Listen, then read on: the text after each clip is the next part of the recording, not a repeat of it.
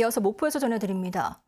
오늘 KBS 목포방송국은 태풍과 관련된 소식을 집중 보도해드리겠습니다. 내일이면 전남 서남권도 제13호 태풍 링링의 직접 영향권에 들 것으로 전망됩니다. 수확철을 맞은 농민과 해안가 주민들은 태풍 피해를 막기 위해 분주한 하루를 보냈습니다. 보도에 김서정 기자입니다. 나뭇가지가 부러지지 않을까 끈으로 지지대와 단단히 동여맵니다. 차람키를 넘어선 큰 방풍망도 과수원 주변에 둘러칩니다. 태풍이 오기 전에 서둘러 출하하려는 농가의 손길도 분주합니다. 추석이 좀 빠르니까 좀 덜 컸죠, 아직. 그러니까 이제 남아있는 게 많지. 딴 거보다도 남은 게 많다고, 배나무에. 그러니까 이제 태풍이 와버리면 그게 쏟아져 버리니까 이제 가수농가 힘들죠. 태풍 링링의 북상 소식에 일찌감치 어선들도 안전한 항구로 피항했습니다.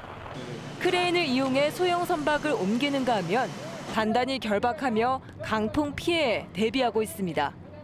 제13호 태풍 링링은 매우 강한 중형급으로 발달해 토요일 오전 9시쯤 목포 서쪽 바다를 통과하겠습니다. 특히 광주 전남은 태풍의 오른쪽 위험 반원에 들고 앞서 큰 피해를 남겼던 곰파스와 비슷한 경로지만 더 가깝게 위치할 것으로 보여 영향이 클 것으로 예상됩니다. 도서 지역과 해안가에서는 순간 최대 풍속이 시속 150km 내외로 예상이 되기 때문에 피해가 없도록 미리 대비하시기 바랍니다. 광주지방기상청은 내일과 모레 사이 남해안에 시간당 20에서 50mm의 강한 비와 함께 최대 200mm가 넘는 많은 비를 예상했습니다. KBS 뉴스 김서정입니다. 이번 태풍 링링은 전남 서남권을 그대로 관통할 것으로 보이는데요. 전복 양식장 어민들의 걱정도 이만저만이 아닙니다. 특히 완도의 전복 양식장은 2012년 태풍 볼라벤으로 큰 생채기를 입었는데 이번에도 큰 피해를 입을까 어민들의 한숨이 깊어지고 있습니다. 손준수 기자의 보도입니다. 푸른빛 바다 위로 끝없이 펼쳐진 전복 가두리 양식장. 태풍이 몰려온다는 소식에 어민들은 며칠째 눈코 뜰 새가 없습니다. 태풍 피해를 막기 위해 양식장 시설물들을 점검하느라 하루 종일 정신이 없습니다. 태풍 대비 3일, 4일차 나오고 있어요, 지금. 1일 날부터 사실은 작업했죠. 보시다시피 전복을 키우던 그물들이 모두 사라졌습니다. 강한 태풍이 온다는 소식에 어민들이 양식장에 있던 그물들을 육지로 옮겼기 때문입니다. 매번 태풍 소식만 들려오면 양식장 어민들은 시름이 한가득입니다. 지난 2012년 태풍 볼라벤이 연안 양식장을 덮치면서 무려 150억 원이 넘는 엄청난 피해를 겪었기 때문입니다. 걱정되죠. 예전 그 볼라벤 그 트라우마도 있는데 지금 온다고 하니까 뭐 이건 뭐 정신이 제정신이 아니에요 지금. 그때만 생각하면 지금도 눈물이 나요. 양식장 시설물들은 아무리 단단히 점검해도 태풍의 위력을 가늠할 수 없기 때문에 불안감을 떨치지 못합니다. 지금도 아직도 출하 안 하신 분들도 많이 있고요. 그래서 태풍이 와가지고 쓰른다 그러면 상상하기 싫습니다. 2010년 곰파스 이후 가장 위력이 세다는 초강력 태풍 링링. 연안 양식장 어민들은 한시도 긴장을 늦추지 못하고 있습니다. KBS 뉴스 손준수입니다. 태풍이 북상할 때 해변가 역시 위험합니다. 물놀이는 물론이고 야영조차도 위험한데 태풍이 아직 멀리 있더라도 너울성 파도가 휩쓸고 갈 우려가 있습니다. 해안가에서 태풍 피해를 막기 위한 대비 요령을 정리했습니다. 국현우 기자입니다. 태풍이 휩쓸고 간 해안가. 곳곳에 시설물이 부서지고 쓰레기까지 밀려와 마치 폐허처럼 변했습니다. 태풍이 접근하면 바다와 맞닿은 해수욕장은 직접적인 피해를 피할 수 없습니다. 따라서 태풍이 북상한다는 예보가 발표된 상황에서는 해수욕장에서의 물놀이는 물론 해변을 거니는 것도 위험합니다. 특히 태풍이 아직 먼 곳에 있어도 안심해서는 안 됩니다. 눈에 잘 안 띄는 긴 너울이 밀려와 순식간에 사고를 당할 수 있기 때문입니다. 태풍이 가까워져 대피령이 내려지면 야영객들은 텐트와 여행 장비 등에 연연해하지 말고 가능한 빨리 몸을 피해야 합니다. 바닷가의 상가 건물들은 차양막 등을 미리 철거하고 건물의 입구는 물론 지하실 통로에도 모래 주머니 등을 쌓아야 합니다. 태풍이 다가올수록 바닷물 수위가 높아져 침수 피해가 발생할 수 있고 해일 피해도 우려되기 때문입니다. 또 횟집 수족관과 유리창 등은 강풍이나 파도에 피해가 없도록 단단히 고정해야 합니다.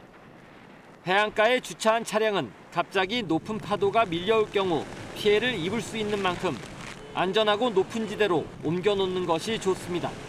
KBS 뉴스 국현호입니다. 특히 이번 태풍은 바람이 더 큰 걱정입니다. 평소 상상하기 힘든 강한 바람이 불면서 곳곳에서 피해가 발생할 수 있는데요. 강풍 피해 예방 요령을 알아봅니다. 이승준 기자입니다. 순간 최대 풍속 초속 60m. 당시 관측 사상 가장 강한 바람을 동반했던 태풍 매미. 송전탑이 쓰러지고 곳곳에서 가로수가 뽑히는 등 강풍 피해가 속출했습니다. 강풍 피해를 막기 위해선 무엇보다 불필요한 외출을 하지 말아야 합니다. 바람이 강하게 불기 시작하면 집 주변에 바람에 날릴 수 있는 물건은 집 안으로 옮겨두고 출입문과 창문은 닫아야 합니다. 낡은 집에서는 지붕을 단단히 고정하고 지붕 위나 집 바깥에서의 작업은 피해야 합니다. 거리에서 강풍이 휘몰아칠 때는 쓰러질 위험이 있는 나무 밑으로는 피하지 말고 차량을 운전하고 있을 때는 속도를 줄여야 안전합니다. 또 강풍에 떨어져 나갈 수 있는 건물의 간판이나 부착물은 계속 점검해야 합니다.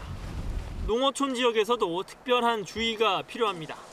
비닐하우스 주변을 고정하고 내부에 버팀 기둥을 설치해 붕괴를 막아야 합니다.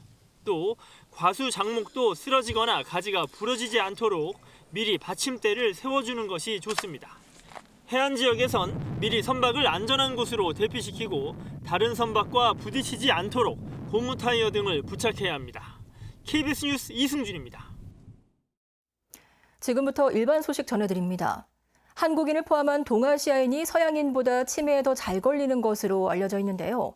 실제로 치매를 유발하는 특정 유전형을 동아시아인이 서양인보다 더 많이 가지고 있다는 연구 결과가 나왔습니다. 보도에 최혜진 기자입니다. 치매 환자의 뇌 MRI 촬영 사진입니다. 이 환자의 유전자에서 새로운 치매 유전형이 확인됐습니다. 치매를 유발한다고 알려진 아포이 유전자에 존재하는 T형 유전변이입니다. 조선대학교 국책연구단이 동양인과 서양인 4만 명의 유전체를 분석한 결과 이 T형 유전변이의 치매 발병률이 다른 G형 유전변이보다 2.5배 높고 뇌 손상도 더 심각한 것으로 조사됐습니다. 그 유전변이에 대해서 생물학적 실험을 통해서 아포의 단백질의 발현을 조절한다는 것을 확인할 수가 있었습니다. 특히 한국인을 포함한 동아시아인이 T형 유전변이를 더 많이 가진 것으로 확인됐습니다. 조사 대상 가운데 동아시아인의 70%, 서양인은 50%에서 이 유전형이 나왔습니다. 동아시아인이 서양인보다 치매에 더 잘 걸리는 원인 가운데 하나가 확인된 겁니다. 연구단은 구강 상피세포를 활용한 간단한 유전자 검사 결과에 이번 분석 기법을 적용하면 치매 위험도를 보다 정확히 예측할 수 있다고 설명했습니다. 이걸 가지고 예측하는 모델을 개발했기 때문에 훨씬 더 예측률이 좋아진 거죠. 아주 간단한 검사로도 80% 정도까지는 설명을 할 수 있고. 이 연구 결과는 국내 특허 등록에 이어 최근 국제학술지인 저널 오브 클리니컬 메디슨지에 발표됐습니다. KBS 뉴스 최진입니다. 지난달 29일 보도된 여전한 학교 내 친일 잔재 뉴스에서 친일 임명사전에 오른 양봉화 씨는 한평 학다리고 초대교장이 아닌 것으로 확인됐습니다. 한평 학다리고는 학교 부지에 이 기념비가 있는 것은 사실이지만 양봉화 씨는 학교 측과 전혀 관련 없는 인물이라고 밝혔습니다. 친일 인사 양봉화 씨는 1940년대 해당 부지에 건립된 한평 공립농업고 교장을 역임했습니다. 국내 최장길인 목포 해상 케이블카가 오는 7일부터 정상 영업을 시작합니다.